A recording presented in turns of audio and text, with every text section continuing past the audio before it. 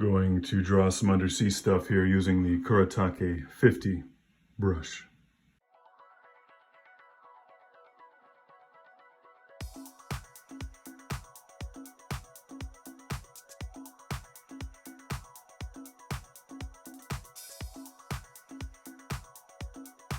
Here's a very simple underwater background with the Kuretake 50.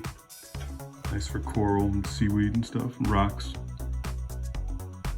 Let's draw a monster in there for yucks.